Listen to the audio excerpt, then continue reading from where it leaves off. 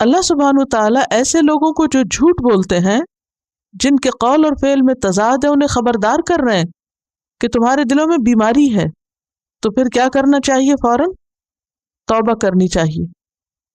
Heart patient کو جب پتہ چلتا ہے کہ وہ بیمار ہے تو ڈاکٹرز ان سے کہتے ہیں کہ آپ کو اپنا اب پورا لائف سٹائل بدلنا ہوگا۔ اگر آپ کو زندگی پیاری ہے، جینا چاہتے ہیں، تو کیا کرنا ہوگا؟ زندگی کا پیٹرن بدلنا ہوگا۔ اسی طرح اگر ہم اپنے اندر نفاق کی کوئی علامت دیکھیں تو ہمیں بھی اپنا فکر کرنا ہے اور اپنا لائف سٹائل بدلنا ہے، جس میں یہ دیکھنا ہے کہ ہماری کمپنی کیا ہے، ہم کن لوگوں میں رہتے ہیں، ان کے اندر رہ کر ہم کن خرابیوں کا شکار ہو جاتے ہیں، کیونکہ بسا اوقات انسان دھوکے بازی، فراڈ، فریب اور لوگوں کی کمپنی میں کرتا ہے۔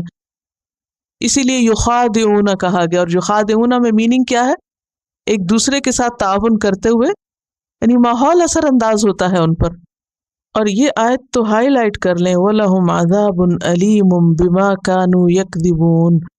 اس سے کیا پتہ چلتا ہے کہ جھوٹ بولنا دردناک عذاب کا باعث ہے۔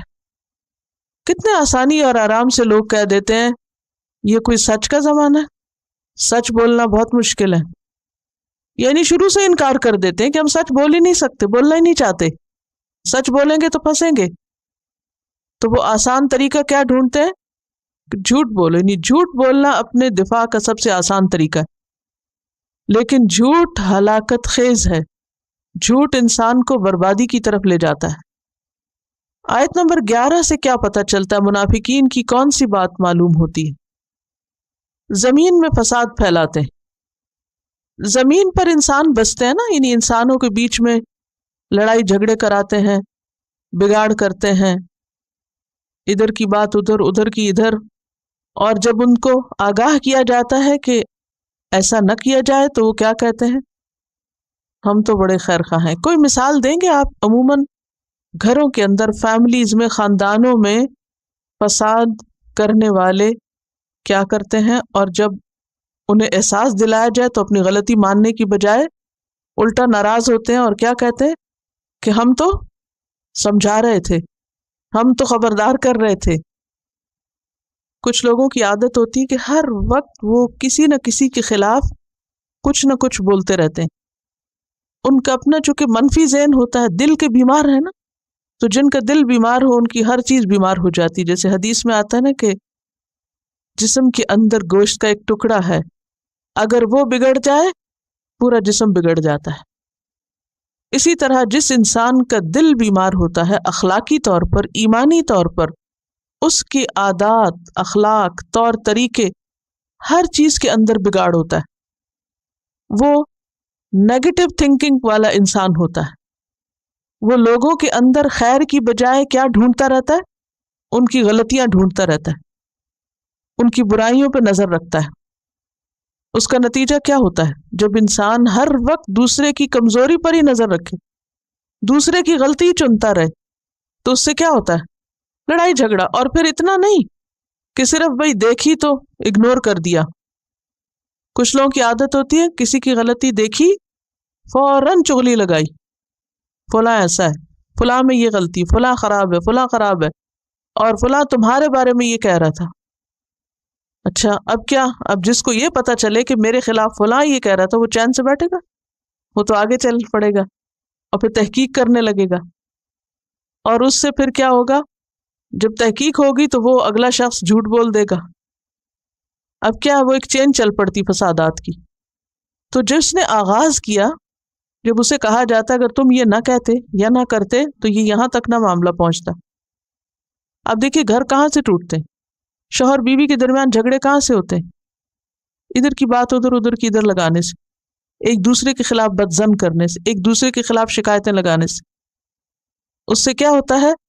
آپس میں بگاڑ پیدا ہوتا ہے۔ جب ان سے کہا جاتا ہے یہ نہ کرو تو وہ کیا کہتے ہیں؟ ہماری تو کوئی نیت خراب نہیں تھی، انتہائی معصوم بن جاتے ہیں۔ ہم تو اصلاح کر رہے تھے، ہم تو صلح کرا رہے تھے، ہم تو اچھا چاہتے ہیں، ہم تو آپ کے بڑے خیر خواہ ہیں، ہم تو بس سمجھا ہی رہے تھے۔ کیونکہ بے شعور لوگ ہیں، یہ نہیں پتا کہ جو طریقہ تم نے اصلاح کا اختیار کیا ہے یہی تو دراصل بگاڑ لا رہا ہے. تو ہمیشہ کبھی بھی کسی کے خلاف بات کرنے سے پہلے کئی دفعہ سوچیے کہ اس کا مطلب اور مقصد کیا ہے، کیوں کر رہے ہیں، اور واقعی آپ اصلاح چاہ رہے ہیں یا صرف اپنے دل کی بھڑاس نکال رہے ہیں.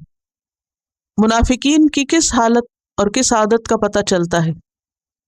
کون سی علامت پتہ چل رہی ہے؟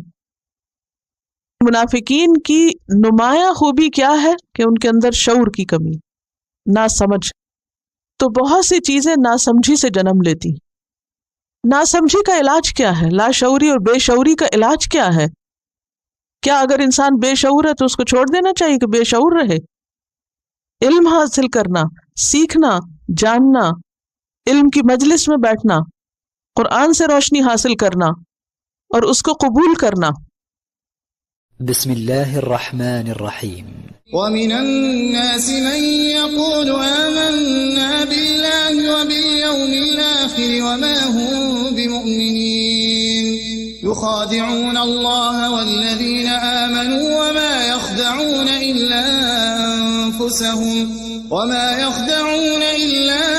أنفسهم وما يشعرون في قلوبهم مرض فزادهم الله مرضا ولهم عذاب أليم بما كانوا يكذبون.